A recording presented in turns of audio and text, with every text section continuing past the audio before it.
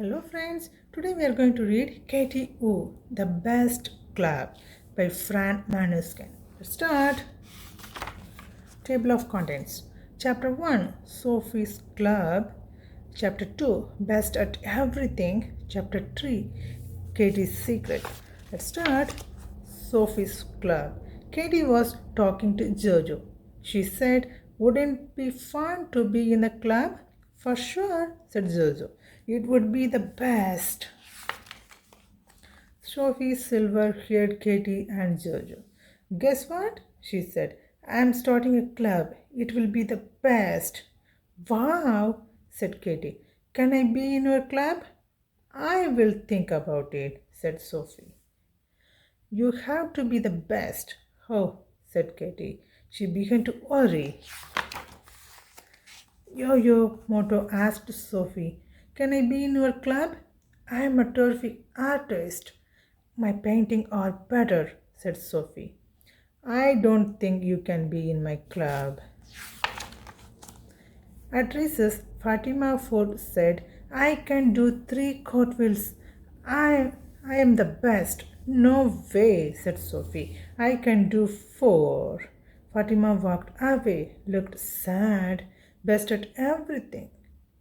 Katie told Jojo, "It is hard to be in Sophie's club, but I know what to do. Sophie loves pretty clothes. I will wear mine tomorrow." Next day, Katie ran over to Sophie saying, "Don't I look great? Now can I be in your club?" "Sorry," said Sophie. "My dresses are better." Katie was sad all morning. She kept looking at Sophie and thinking Katie thoughts very hard. At recess, Zozo told Sophie, "I don't think anyone can be the best at everything." "Well, I am," shouted Sophie. "And you are not." Jojo couldn't help it. She began to cry. Katie looked at Sophie and said, "Sophie, you are right. You are the best." Sophie smiled. Katie added, "You are the best at being mean. That's what you are." Sophie stopped smiling. "Katie is right," said Yo-Yo. Motto: "Who would want to be in your club?" "Nobody," said Zozo. "Let's start our own club." "That's the best idea," agrees Katie. "We will begin with a party. All the members can come." "Yeah," yelled Fatima Ford and Yokomoto. They were so happy. They did 4 cartwheels. Chapter 3, Katie's Secret. Sophie walked away. She looked sad. She looked sad all day. After school, she got on the bus looking sad. Katie sat down next to the Sophie. She told her, "I know a secret." Sophie looked at her. "What secret?" Katie whispered, "It's okay if you are not the best." "It is." "It is?" Sophie looked surprised. "Yes," Katie smiled. "You just need to be yourself." Sophie smiled back. "I can try that." "It's easy," said Zozo. "I do it every day." A few days later, Katie's club had their party. They sang, they danced, they hugged. It was the best party ever. The end. Katie Wu. Fly High, Katie by Fran Manuskin. Let's start. Table of Contents. Chapter 1, Flying is Fun. Chapter 2, Take Off. Chapter 3, Big Landing. Chapter 1, Flying is Fun. Pedro was showing Katie his model airplane. "I'm going to Florida," said Katie. "Soon I will be flying too." "No way," teased Pedro. "Your arm will get tired." "You are silly," said Katie. "I'm flying in an airplane. It's my first time. Flying is fun," said Zozo. "You will love it." Katie and her mom and dad hurried to the airport. They each had a suitcase. Katie also had her teddy bear. They rushed to the counter to check their suitcase, then waited in a long line to get on the plane. When will this be fun? Katie wondered. Take off. Finally, they got on the plane. As Katie buckled her seatbelt, she said, I wonder if my teddy bear needs a seatbelt too. Katie reached for her bear, but he wasn't there. Where is Teddy? She asked. I don't know, said her mom. He was with us when we checked in. We have to run back and get him, cried Katie. We can't, said her dad. The plane is about to take off. Soon the plane sped down the runway, then it flew up. Everything on the ground got smaller and smaller. Poor Teddy, said Katie. You are all alone down there. Katie watched the clouds floating by. One looked like a tiger and the one looked just like Teddy. Katie's mom gave her some orange juice. Oops, the plane hit a bump and the juice spilled on her lap. Yikes, yelled Katie. What a mess. Jojo told me that flying is fun, groaned Katie. Maybe it is for the bird, but not for me. And I miss my Teddy so much. Folks, said the captain, buckle your seatbelts. We will be flying through some turbulence. What's that? Asked Katie. That's when air gets bumpy, said Katie's mom. The plane begins rocking up and down. Wow, Katie smiled. This likes riding a pony, it's fun. Soon you will be seeing Grandma, said Katie's dad. That will be fun too, for sure, agreed Katie. Big landing. After a while, the ride was smooth again. Katie saw trees and pretty rivers shining in the sun. She drew a picture to show Pedro and Jojo. We are almost there, said Katie's mom. The plane flew lower and lower and whoosh, they were back on ground. Where is my suitcase? Katie wondered. You will see, said her dad. Follow me. The suitcase will be coming out here, said Katie's dad. It is called carousel because it goes round and round. Katie watched for her bag. She waited and waited, and what did she see? Teddy! He looked happy to see her too.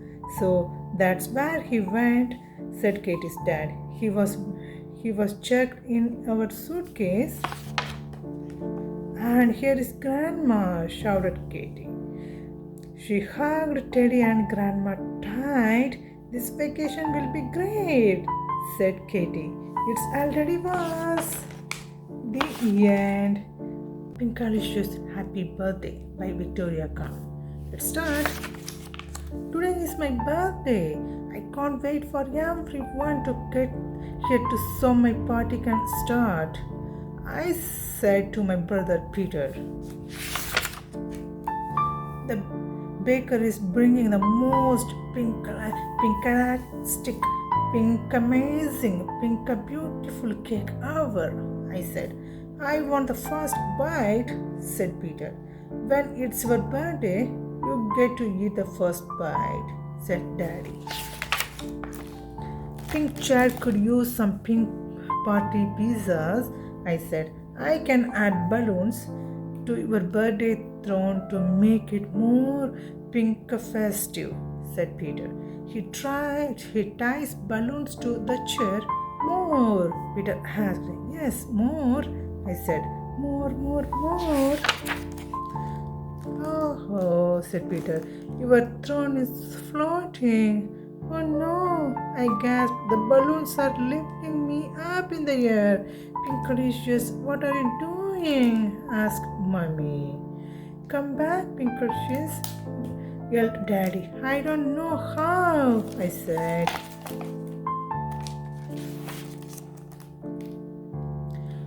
I rose above the treetops. I could see my friends below coming to my party. Hello, I called them. Where are you going? Asked Molly. I didn't get to fly on my birthday, Alan said. The wind blew the right past them before I could answer. I floated over Pink Willie. Hey, Pinkalicious, said Mr. Weasley. Happy birthday! I floated over a soccer game. Go, Pink Stars! I yelled. Happy birthday, Pinkalicious! The team yelled back. Hello, birthday girl, the baker called up to me. She had the prettiest cake I had ever seen. I have to go home to Peter doesn't eat the first slice, I said. I looked down. I was way up high. Suddenly the air grew colder. The wind picked up speed. It blew me even farther from home. When the wind slowed down, I was so far away that I couldn't even see my house. How will I get back on my party now? I gasped. There was another gust of wind. It was flying with a bird. Can you help me get home? I asked. Tweet, tweet, said the bird. They flew even closer to me. I heard a strong pop up. I said their beaks had punctured a couple of my balloons by mistake. My chair spun and twirled, and the balloons lost air. I sank a little lower. When I finally stopped spinning, I could see my house. The baker was delivered my cake. Peter grabbed a fork. Take time, I heard him say. A breeze pushed me toward my house. Drop that fork, I yelled. Everyone turned. Look, it's Pinkalicious, Molly said. Just in time, said Rose. Thank goodness, Mommy said. How do you get you down? Asked Daddy. I thought about how my chair had sunk after the balloons popped. I have an idea, I said. I untied the balloons. I sank lower in the sky. It's working, Alison said. I untied the balloons one by one. Everyone sang as I floated down. Happy birthday to you, happy birthday to you, happy birthday, dear Pinkalicious. Happy birthday to you. I blew out my candles, but I couldn't come up with a wish. You will think of one, Daddy said. Mommy cut the first slice of cake. I was about to take a bite when I saw Peter's face. Okay, Peter, I said. You can have the first piece. Now you eat it, Peter said. It's your birthday after all. How about if you share? I said. We both took a bite. This cake tastes as pink yummy. It's as it looks, I said. Suddenly, I knew the perfect wish. I wish every birthday could be a pink of fun, as this one, I said. The end. Charlie, the ranch dog. Charlie's snow day. Let's start. Yawn. Good morning. Hey, check it out. Everything's white outside. It's snow. I had better go out and tell Mama. Am I going to stay inside all day? That doesn't sound like much fun. Sniff, sniff. Someone is on the porch. It's Mama. Walter and I followed Mama across the pasture to the big hill. Mr. Big Sister is at the tippy top. She is sitting on a slide. Yahoo! He shouts and flies down the hill. She is going too fast. I want to try too. I bet I can go even faster. Come on, I say to Walter. Together we take a running start. I will show him how to dance. Whoosh! The snow sprays my nose. My ears flap in the wind. That's great. Walter and I slip and slip faster and faster. Oh, how will we stop? Crash! We smash into a pile of fluffy snow. Now, what was fun? That was fun. I can't wait to go again. I look up and see my sister on top of the hill.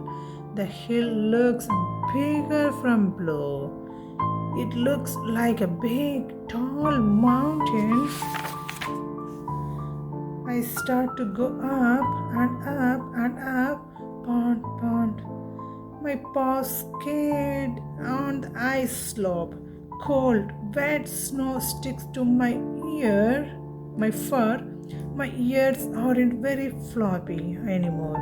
They are frozen stiff. This is no fun. Finally, I got to the top. I don't want to play outside anymore. All I want is a nap in the warm house. Walter wanted to go again. What's wrong with that guy? There is no way I'm ever climbed up that hill again. Walter sprays snow everywhere. Whoosh! Sister glides by on her sled. Zip! Daddy and Mama fly by. I gave everyone the look. Everyone is having blast except me. I'm cold. Walter, I hear sister cry out. Oh, where is Walter? Sniff, sniff. I catch a whip of Walter, but I don't see him anywhere. He could be in big trouble. He could be trapped under snow. Zoom! I zag off faster than a rocket. Vroom! I howl so Walter knows I'm coming. Okay, and because I love to howl. Sniff, sniff. I followed my nose. I dig through the giant mountain of snow. Walter, there you are. Walter gives my face a huge leg. Mama, Daddy, and sister ran over. I stare at the steep, slippery hill. It will be a long slog backup, but it was worth to save Walter. Hands reach down and scoop me up. Mama puts me on the sled. Daddy and sister drag me behind them. Now this is more like it. Up and up we go. I see a house and think of my warm cozy bed. Maybe Mama will even make bacon. The end. You can read Pop-Out Fish by Dapper Dyson. Let's start. Mr. Fish was about to pout. He did not know how to read. He felt sad. Then he met his teacher. I will help you, said his teacher. Mr. Fish met letters. He liked them all. He liked 4 of them best.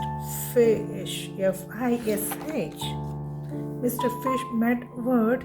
He liked them all. He liked 1 of them best. Book, B-O-O-K. Mr. Fish met books. He looked at pictures. He looked at letters. He looked at words. He began to read. He was happy. but then he got stuck. He made a very big word. He tried, but he could not read it. Blob. He wanted to give up. Together. But he did not. He asked for help. Mr. Fish and his teachers looked at the word. They looked at the letters. They made sounds. They learned the word together. Then Mr. Fish turned the page. He kept on reading. I can read, said Mr. Fish. No point about it. The end. Curious George makes a Valentine.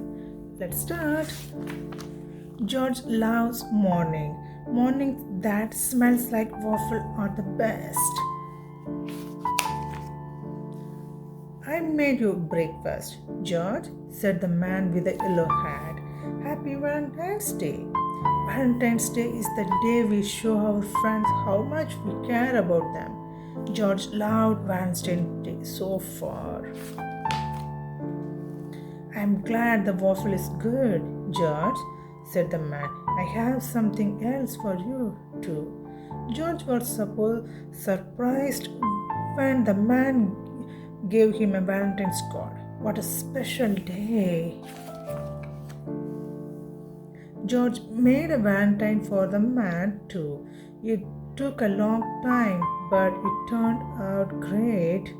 George wanted to make card for all his friends, but that would take too long. How could he make a lot of card quickly? Of course, a stamp, but none of the George stamps were bright for the Valentines. Then George has an idea. He could make a hot stamp from his foam blocks. George was curious. What shapes make a heart? 2 half circles and 2 triangles worked perfectly. But even with his new hot stamps, making enough cards would take too long. George needed a way to stamp a lot of cards. Fast, Valentine's Day could be over soon. Maybe George could stamp quickly on pogo stick. He did stamp a lot of cards, but the pogo stick stamps was messy. Cleaning up took a long time. Now he really needed a super fast stamper to finish his card.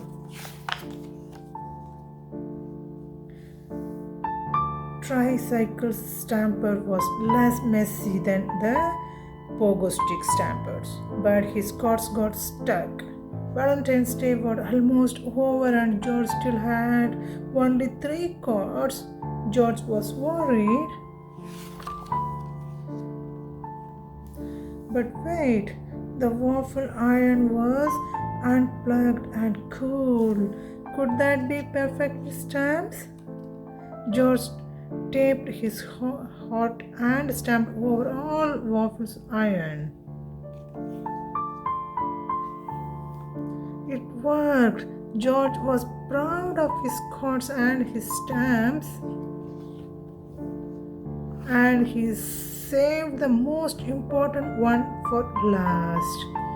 The end.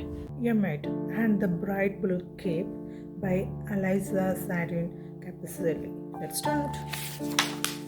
Emmett Duck loves his bright blue cape. Quack quack, wee! Super Emmett can run faster than the wind. He can jump higher than the sky. Super Emmett can fly. Quack quack, wee! Emmett wore his cape when he rode his scooter. He wore it to the park. He wore it to the library. Emmett wore his cape everywhere.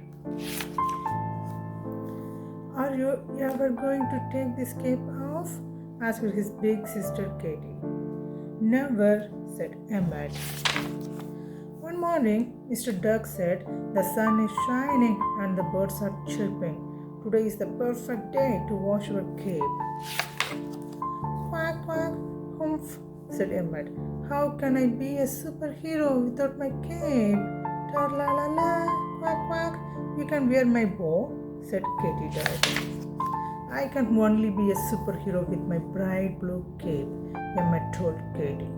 "Well, even superheroes wear clean, bright blue capes," said Mrs. Duck. She washed the cape and hung it outside to dry. But when Emmett went to get his cape, it was gone. "Quack, quack, quack, where is my cape?"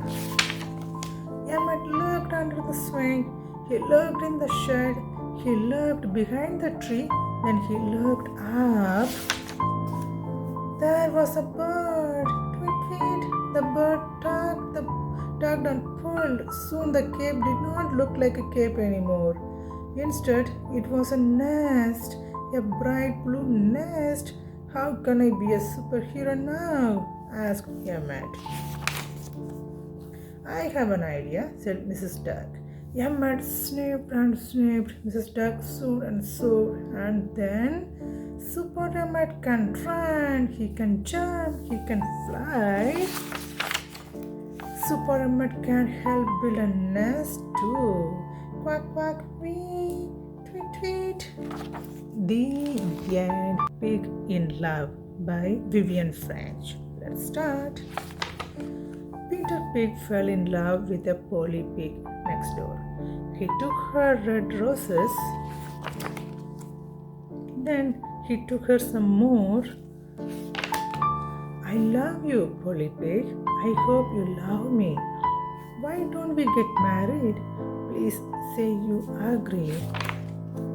But Polly said no. She started to cry. "My father won't let me until Pig can fly." Now Peter was determined, so he made himself wings out of feather and leather. He tied them with a string. Then he climbed up the hill at the edge of the town, but he couldn't fly up. He could fly only down. Then Cow floated by in the big bright balloon. "Come with me," she yelled. "I'm off to the moon." "Oh yes," shouted Peter and Polly together. "Let's fly to the moon. We will be live there forever." So Peter and Polly flew off and away. Are they happy? You bet. And there they will stay. The end. Little Lizard's New Bike by Melinda Melton Crow. Let's start. This is Dad Lizard. This is Mom Lizard. This is Gary Lizard. Mom, Dad and Gary went to the store. "We are going to buy you a bike," said Mom.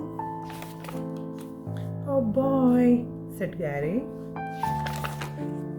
"I have already wanted a bike," said Gary. "I like the yellow bike," said Gary. "The yellow bike is too big," said Dad. "I like the blue bike," said Gary. "The blue bike is too small," said Dad. "Do you like this red bike?" said Mom. Gary looked at the red bike. Gary sat on the red bike. "The red bike is just right," said Gary. "These goes Gary. There goes Gary." The end. Max and Marla are having a picnic. by Alexander Boyger. Let's start. Max and Marla are waiting for the first sunny day of spring. The news tells them heavy showers all through today. Warm and sunny tomorrow. You see, each year these two best friends celebrate the beginning of spring with a picnic extraordinary down by the lakes. We will make all of your favorite dishes. Right, Marla? Homemade lemonade, potato salad, cheese and burgered vanilla pudding with fresh strawberry and grandma's special cake, a glove. Did I miss anything? No, Max, you didn't, but time is of the essence. Marla, oh well. They managed to finish it all just fine, even with Marla's help. The weather woman had promised a perfect spring day, and she was right. It's sunny, it's warm, and it's about time. This is going to be the best picnic ever. Max and Marla tummies began to rumble. We are missing just one thing, says Marla. I will be back in a minute. Marla is good at waiting and napping. This day is perfect. Max is finally back. These flowers are for you. Marla, what has happened here? You have started without me? Look, there are food thieves at work. Marla and Max don't feel this staying any longer. They don't even want to look at each other. This was not good day. Max, Pan and the Lost Owls is Marla's favorite book. Thanks, Max. She loves it when I read bedtime stories to her. She always giggles when I brush her back. Marla must be very hungry. I am very hungry. Max has an idea. These flowers are for you, Marla. How fitting that Marla's favorite color is blue. Max and Marla are having the best picnic ever. It is cozy, it is warm, and it is heavily scrumptious. The end. The Dog Book by Lorenzo Clearezzi. Let's start.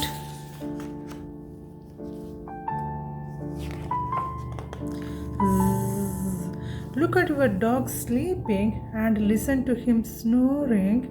Hey, sleepyhead, it's time to get up. Do you want to help wake him? Call out his name and then turn the page. Oof, yes, you have done it. Good morning, dozy dog. Why don't you give him a good scratch on his back? Oh, what happened? He's asleep again.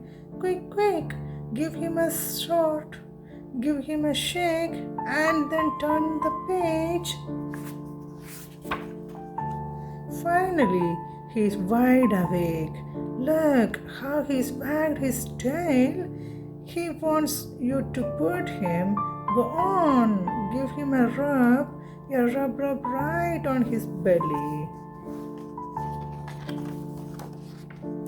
Oh, your dog loves it, but he can't roll around all day long. Let's see how well he is trained. Try telling him to sit and then turn the page. He's still sprawling. Didn't you tell him to sit? Let's try again. Ask your dog to sit. Well done. He's sitting. He's sitting. Give him a pat on the head and tell him good dog. Oh dear, he's got quite an itch. Scratch, dog, scratch. Now let's play fetch. With your fingers, toss the little red ball. Where is that ball? And where is your dog? Call for him to come back. Shout his name and say, come on, come on. Oh, there he is. And he's fetched the ball too, but he's so messy and muddy. Use your shirt to get him clean.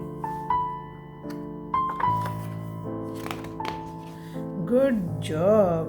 He's spotless, but now he's pretty tired. It's been quite a busy day after all. Wish him a good night with a little tickle under his chin. Then slowly, so very slowly, turn the page. Shh, he's asleep. Good night, Dozy dog. Sleep tight. The end. I like my bike by A.G. Farrar. Let's start. I like my bike. I like my car. I like my car. I like my van. I like my bus. I like my truck. I like my truck. I like my truck. I like my bike.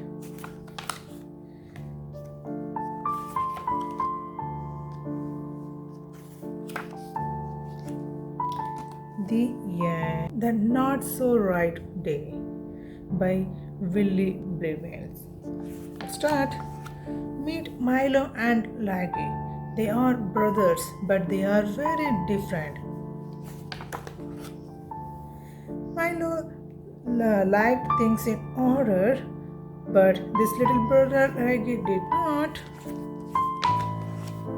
Milo woke up, she took a bath and washed his hair. Then he dried his hair and combed it in just so. Soon, Laggy woke up, he brushes his hair up and down and side to side. Then he hopped in bathtub, he washes it. Milo grunted, "That's not right." "Let's play in snow," said Milo. He put on his coat, then his hat, gloves, and new coats. "Wait for me," said Laggy. He threw on his boots, then he put on his socks. "Oh my," said Milo. "I guess it will help your boots warm, but that's not right."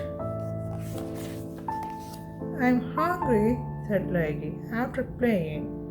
"Let's make a sandwich," said Milo. Milo put almond butter on one slice of bread and jelly on other ones. Then he put the slice together.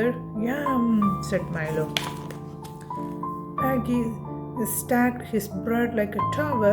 Then he poured almond butter and jelly on top. "That's not right," said Milo. "It tastes the same in your belly," said Laggy. Milo yawned. "It's time for bed." He washed his face, brushed his teeth, and slipped into the favorite pajamas. Like he hopped into the bed, then he grabbed the soap and rubbed it on his face. That's not right, moaned Milo. Besides, a little water would help. Well, said Milo, we have had a mixed up, not so right day, Raggy. Maybe tomorrow will be better. Maybe, said Raggy. He hugged Milo and whispered, I love you. Good night. And to Milo, that felt just right. The end. My favorite pets. Let's start. My favorite pet is sheep. We have 17 in our yard. 17 sheep are still sheep, not sheeps. A boy sheep is a ram. He has horns. The horns do not come off. A girl sheep is a ewe. If you say, hey ewe, she won't answer, even if you shout it. A baby sheep is a lamb. If you trade your little brother for a lamb, your mother will say, why is Sammy covered in hay? Sheep looks like with pajamas on their heads. Especially your little brother's favorite prop is pajamas.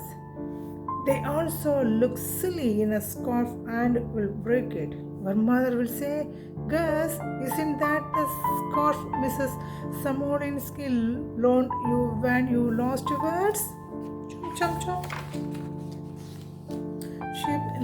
Sheep live outside even when it rains. If you use a sheep for an umbrella, your father will say, holy cow, Gus, how did you get so dirty? Sheep have wool instead of hair. If you cut some off, your mother will say, Gus, give me the scissors that instead you should know better. You are too big to ride on sheep, but your little brother isn't. He will cry and your father will say, what were you thinking, Gus? Sheep won't ride a skateboard, no matter how long you teach them.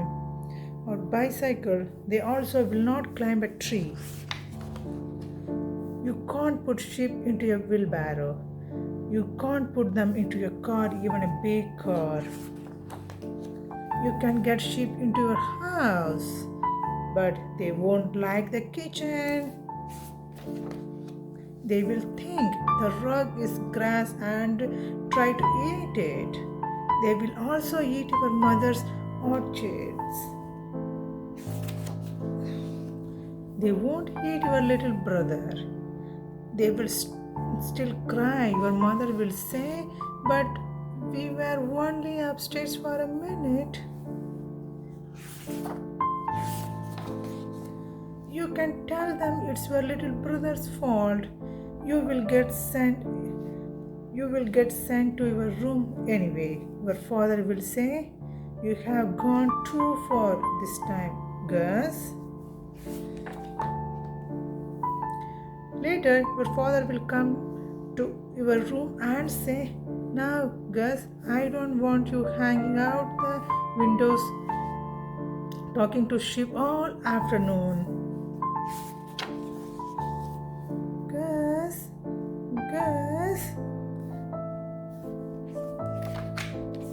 The end. I am worried by Michael Ironblack. Let's start. I'm worried. What are you worried about? The future. Why are you worried about the future? Because what if something bad happens? Like what? Like anything. Please tell me nothing bad will happen ever happen. I wish I could, but I can't. Why not? Because nobody knows what's going to happened? Now I am worried. It's okay, you too. Sometimes bad things happens, like potato. Remember that time you rolled off the tables? I was buried for a week, rest for weeks. And flamingo, remember when you got your beak stuck in the peanut butter jar?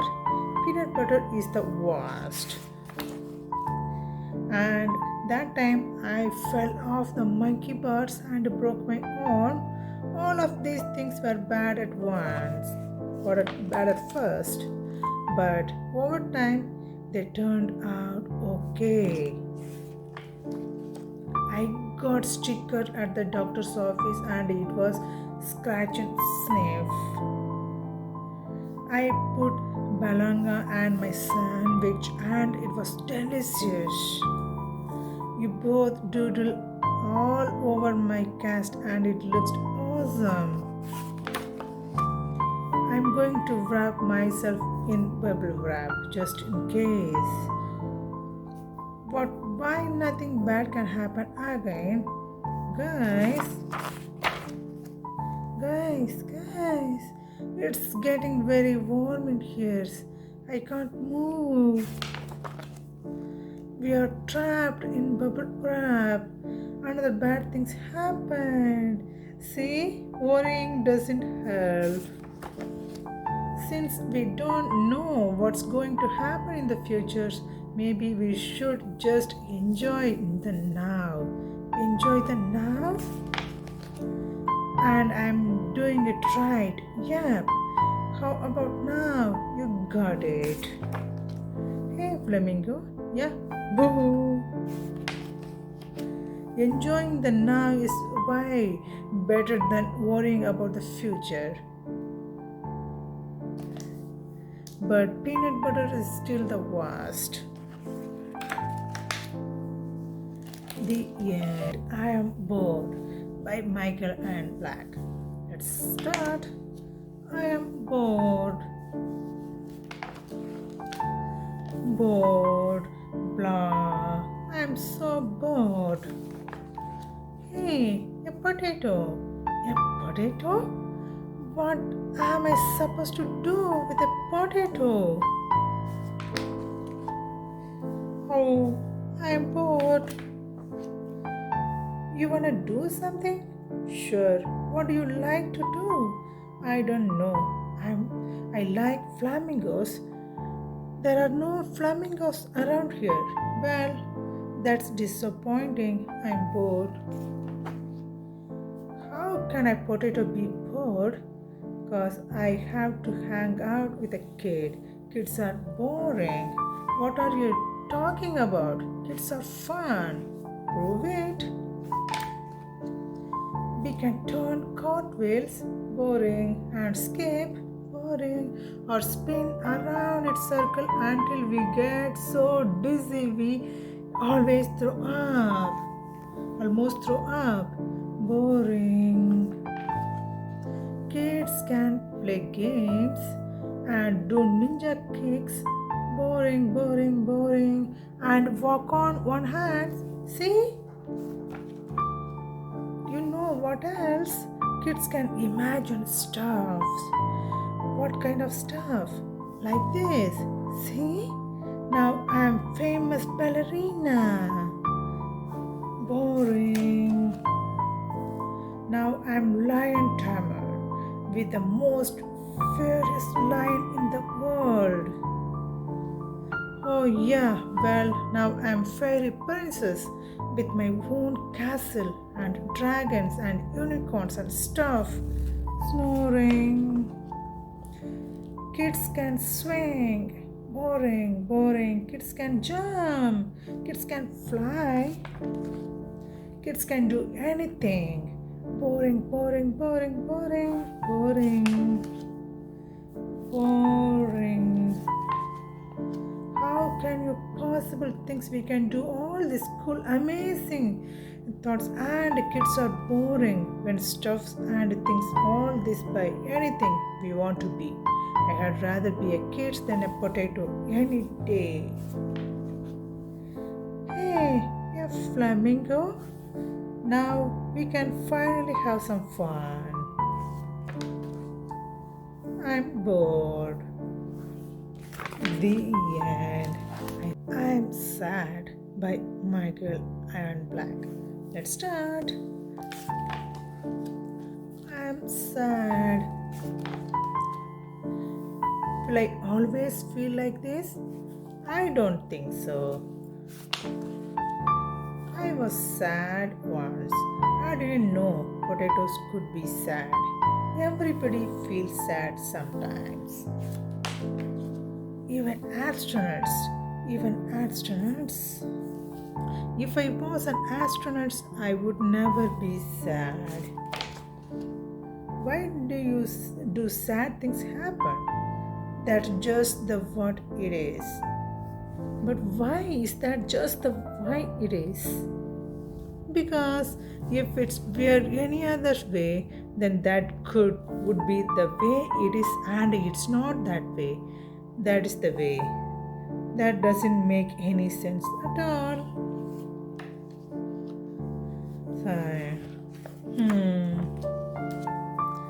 Flamingo, I think you need some good old-fashioned cheering up. Yeah, I know what cheers me up when I'm feeling sad. What? But ice cream. Flamingo doesn't eat ice cream. Potatoes don't eat ice cream. I know what cheers me up when I'm feeling sad. What? Dirt. Okay, dirt. Jungle adventures. Dirt. Spice stuff. Soil. Dirt and soils are the same things. Potato. Thought maybe I would fool you. I'm still sad. Maybe it is okay just to be sad. Why would that be okay? Sometimes when I'm sad, it feels kind of good to let myself be sad. That's weird. Will you still like me if I'm sad again tomorrow? I don't like you just when you are happy. I like you all the time when you are sad or angry or bored or anything else. What about you, Potato? Will you still like me if I'm sad again tomorrow? I don't even like you now.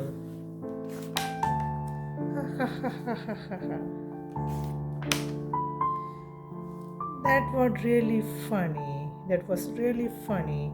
Do you still feel sad? I still feel a little bit better, but I'm also feel a little bit sad. And I think I'm okay with that. Sad? The end. Don't Tell by Tom Worth. Let's start. How did you find this book? Don't you know this book is a secret book? Hey! How did that kid find this book? Don't they know it's secret book? That's what I said. Hey guys, it's true a kid found our super secret book?